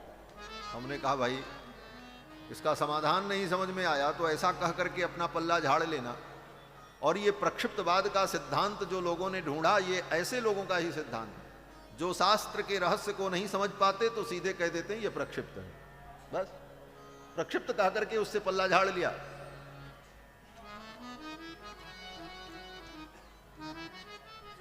तो यहां तक कह दिया लोगों ने कि ये प्रक्षिप्त है, बाद में मिला दिया गया। ऐसा कृष्ण ने लीला नहीं की। अरे की है, आपत्ति क्या है? वो भगवान है। अगर उनके सामने गोपियां निर्वस्त्र होकर के जा रही हैं तो इसमें कोई दोष भी नहीं है। परमात्मा तो सब देख रहा है, वो सर्वसाक्षी है, वो सबका दृष्टा है, सब कुछ देख रहा है, उससे क्या छिपा है? और उससे कुछ छिपाना ही तो अपराध है। जो सब कुछ जानता है, सर्वज्ञ सर्ववित है, उसके लिए क्या पर्दा है?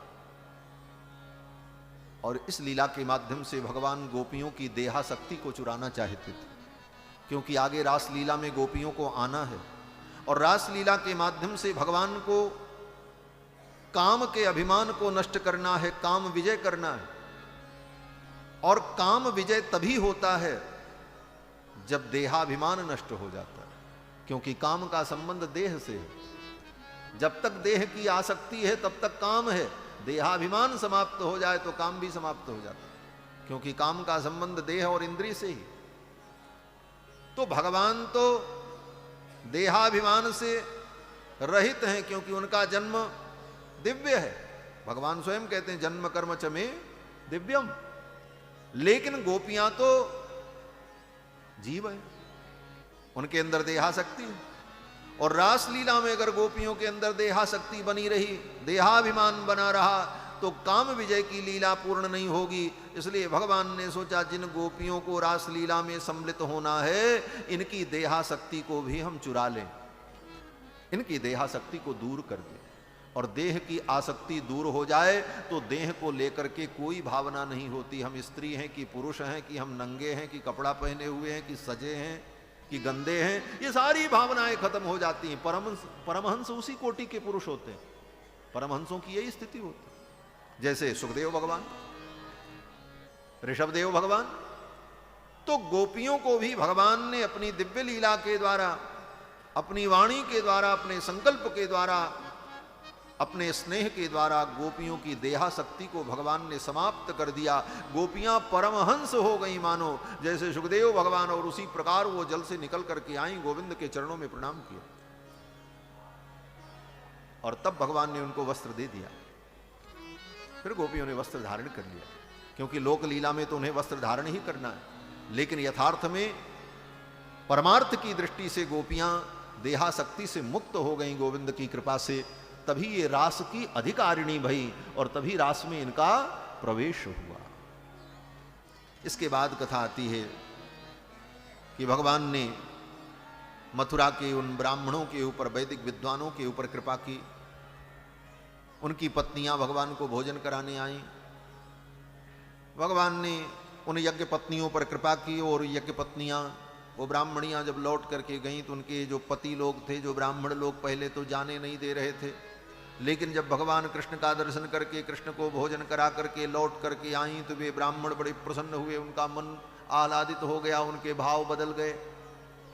ये तो ठाकुर कुछ भी कर सकते महाराज, एक क्षण में किसी के मन को, भाव को, वृत्ति को, चित्त को बदल दें, ये सब इन्हीं के हाथ में, कुछ भी कर सकते।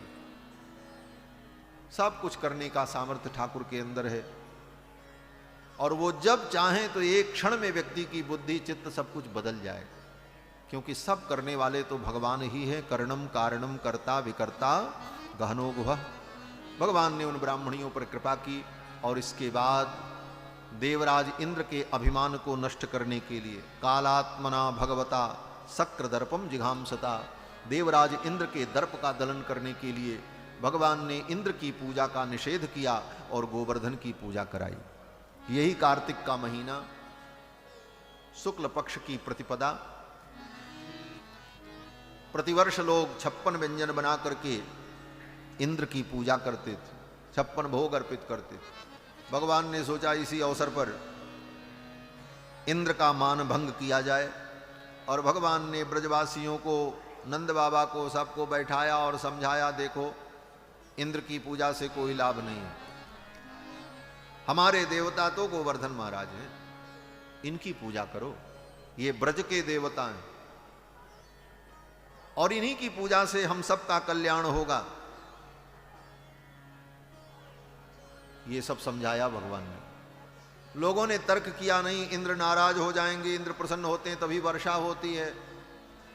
भगवान ने कहा ये सब कुछ नहीं, कर्मणा जायते जंतु कर्मणैव विलीयते, कर्म से ही जीव सुख पाता है, कर्म से ही जीव दुख पाता है। सुखम दुखम भयम क्षेमम कर्मणैवाभिपद्यते। और हम कर्म करेंगे, पूजा करेंगे, इंद्र की नहीं गोवर्धन की करेंगे। और गोवर्धन तो हमारे प्रत्यक्ष देवता हैं। प्रत्यक्ष देवता को छोड़ करके अप्रत्यक्ष देवता की पूजा करना ये कौन सा धर्म है?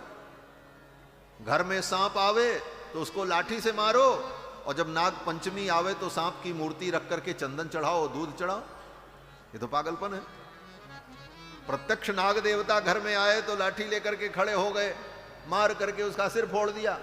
और नाग पंचमी आई तो दीवाल में और कागज में नाग बना करके चंदनम समर्पयामि पुष्पम समर्पयामि। क्या मतलब है? कन्हैया को समझाना खूब आता है। हाँ। इनसे बढ़िया प्रवचन कौन कर सकता महाराज। ऐसा प्रवचन किया कि अर्जुन की बुद्धि बदल गई महाराज।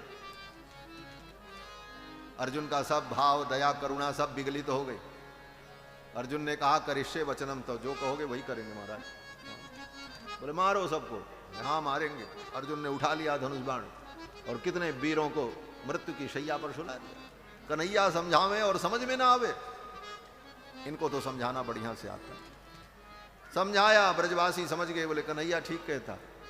भगवान ने कहा धूमधाम से गोवर्धन महाराज की पूजा करो, अनेक प्रकार के व्यंजन बनाओ। पच्यंताम विविधा पाका सूपांता पायसादयः हूयंताम अग्नयः सम्यक। अग्नि की स्थापना करके गोवर्धन महाराज के लिए आहुति प्रदान करो। ब्राह्मणैर ब्रह्मवाद भी, और ब्राह्मणों को बुलाओ, वेद पाठ करवाओ, विधि पूर्वक गोवर्धन महाराज की पूजा की जाए। अब तो सब ब्रजवासी बड़े आनंदित हुए, उत्साहित हुए। 56 व्यंजन बनाया, बैलगाड़ियों पर, छकड़ों पर रखा। सभी सखा सज धज करके तैयार हो गए। और जो छोटे छोटे बच्चे थे उनको तो बैलगाड़ियों पर बैठा दिया, बूढ़ों को बैठा दिया, जवान सब पैदल चलने लगे। और सुंदर वस्त्र धारण करके, पगड़ी बांध करके, मूछों में इत्र लगा करके, गले में सुंदर माला पहन करके बड़े उत्साह के साथ नाचते गाते सब गोवर्धन की यात्रा पर चल पड़े। आइए भाव से हम लोग भी गोवर्धन की यात्रा पर चलते हैं। मैं तो गोवर्धन को जाऊं मेरो वीर, नाय माने मेरो मनवा। मैं तो गोवर्धन को जाऊं मेरो वीर, नाय माने मेरो मनवा। सखी नाय माने मेरो मनवा, सखी नाय माने मेरो कनुआ। नाय माने मेरो मनवा, सखी नाय माने मेरो कनवा। मैं तो गोवर्धन को जाऊं मेरो वीर, नाय माने मेरो मनवा। मैं तो गोवर्धन को जाऊं मेरो वीर, नाय माने मेरो मनवा। सात कोस की जय परिक्रमा, सात कोस की जय परिक्रमा, सात कोस की जय परिक्रमा, सात कोस की जय परिक्रमा। अरे सात कोस की जय परिक्रमा, सात कोस की जय परिक्रमा। मैं तो मानसी, मैं तो मानसी, मैं तो मानसी गंगा नहाऊं मेरो वीर, नाय माने मेरो मनवा। मैं तो मानसी गंगा नहाऊं मेरो वीर, नाय माने मेरो मनवा। मैं तो गोवर्धन को जाऊं मेरो वीर, नाय माने मेरो मनवा। मैं तो गोवर्धन को जाऊं मेरो वीर, नाय माने मेरो मनवा।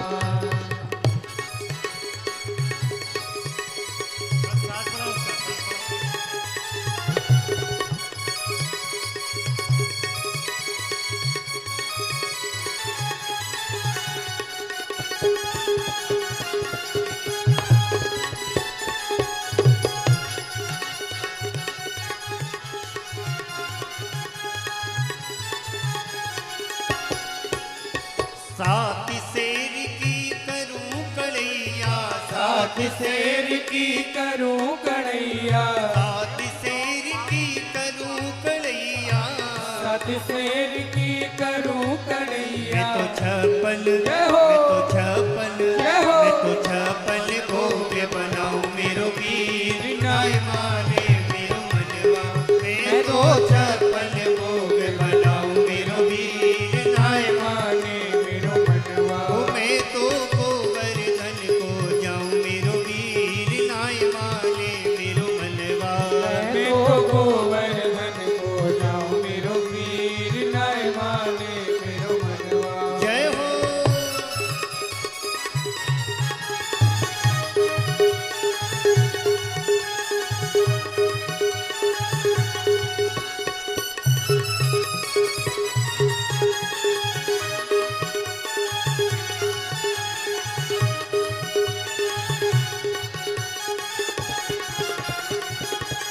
जय हो।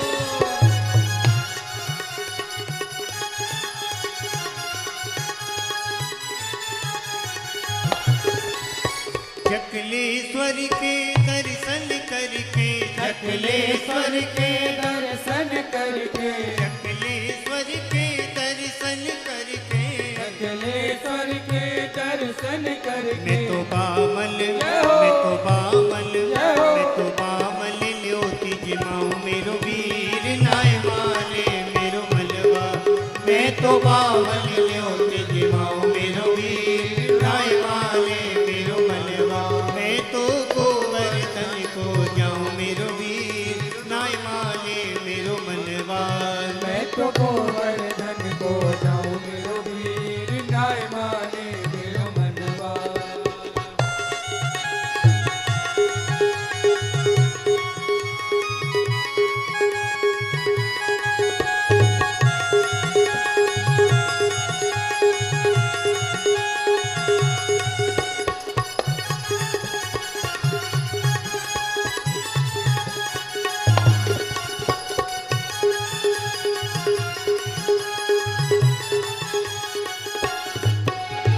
गिरि गोवर्धन देव हमारो, गिरि गोवर्धन देव हमारो, गिरि गोवर्धन देव हमारो। गिरि गोवर्धन देव हमारो। मैं तो ताही को, जय हो। मैं तो ताही को, जय हो। मैं तो ताही को जाल लगाऊं मेरो वीर नाय माने मेरो मनवा। मैं तो ताही को जाल लगाऊं मेरो वीर नाय माने मेरो मनवा। मैं तो गोवर्धन को जाऊं मेरो वीर नाय माने मेरो मनवा। मैं तो गोवर्धन को जाऊं मेरो वीर नाय माने मेरो मनवा। जय हो।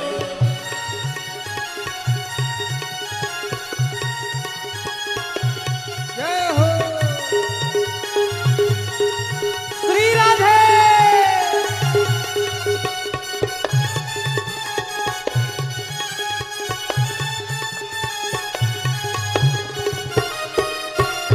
हरि बोल।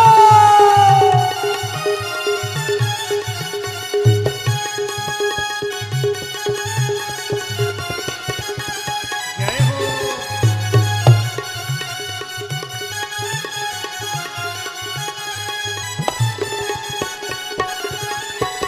प्रेम सहित गिरिराज पुजाऊं, प्रेम सहित गिरिराज पुजाऊं, प्रेम सहित गिरिराज पुजाऊं।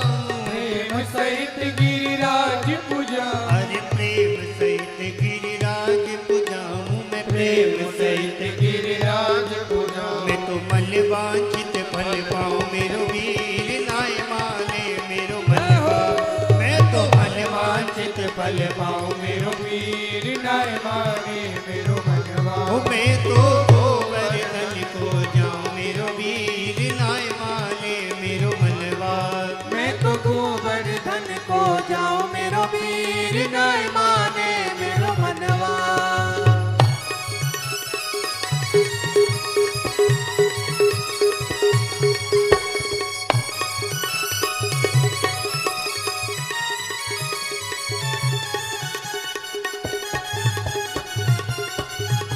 बोलिए गिरिराज धरण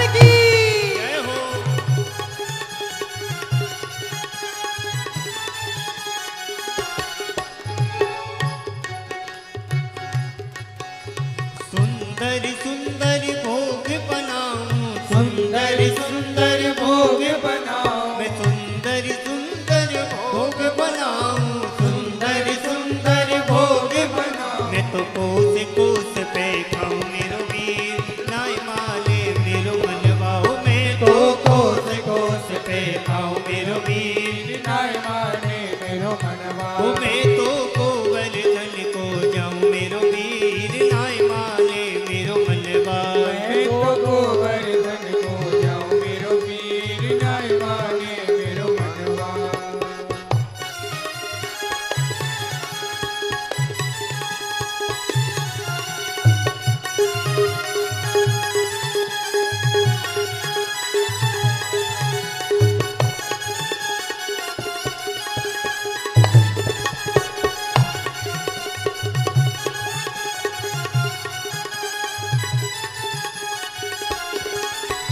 चंद्र सखी भजबाल कृष्ण छवि, चंद्र सखी भजवाल कृष्ण छवि, चंद्र सखी भजबाल कृष्ण छवि, चंद्र सखी भजवाल कृष्ण अरे चंद्र सखी भजबाल कृष्ण छवि, चंद्र सखी भजवाल कृष्ण मैं तो हरि चरणन चितलाऊं मेरो वीर नाय माने मेरो मनवा, मैं तो हरि चरणन चितलाऊं मेरो वीर नाय माने मेरो मनवा, मैं तो गोवर्धन को जाऊं मेरो वीर नाय माने मेरो मनवा, मैं तो गोवर्धन को जाऊं मेरो वीर नाय माने मेरो मनवा, सखी नाय माने मेरो मनवा, सखी नाय माने मेरो कनुआ, सखी नाय माने मेरो मनवा, सखी नाय माने मेरो कनवा, सखी नाय माने मेरो मनवा,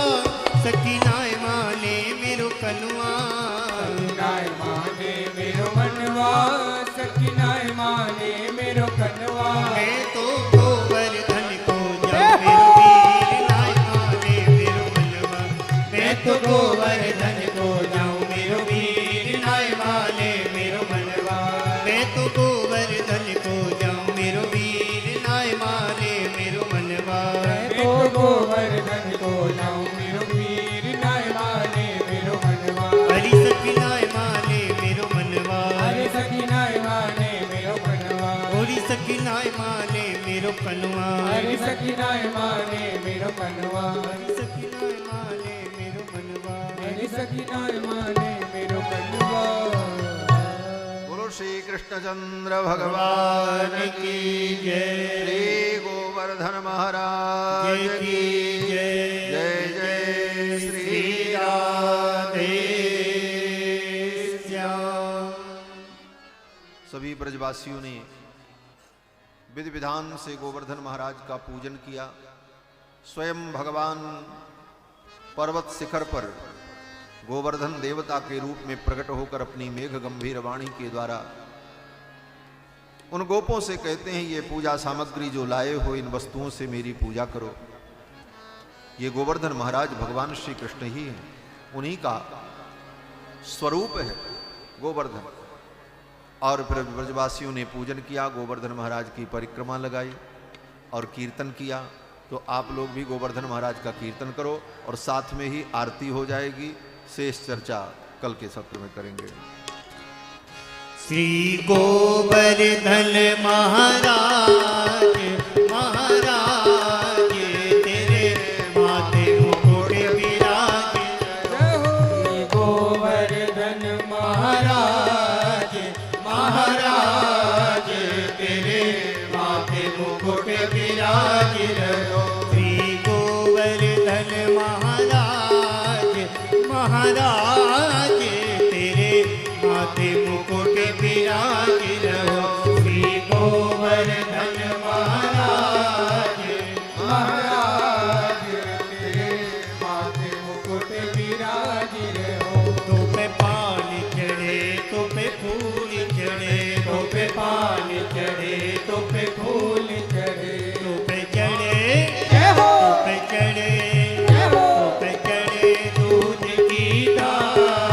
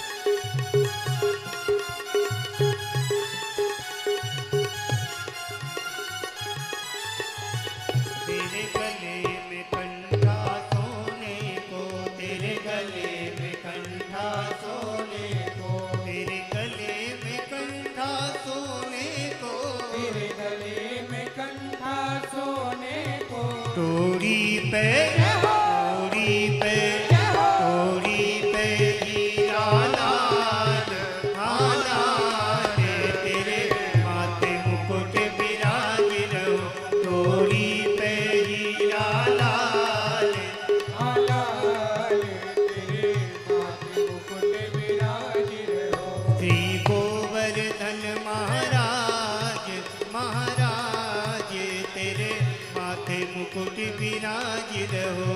श्री गोवर्धन महाराज महाराज, तेरे माथे मुकुट विराज रहो। तेरे कानन कुंडल सोई रहे, तेरे कानन कुंडल सोई रहे, तेरे कानन कुंडल सोई रहे, तेरे कानन कुंडल सोई रहे। तेरे लैला तेरे लैला तेरे लैला बले विशाल, हाँ विशाल, तेरे माथे मुकुट विराज रहो।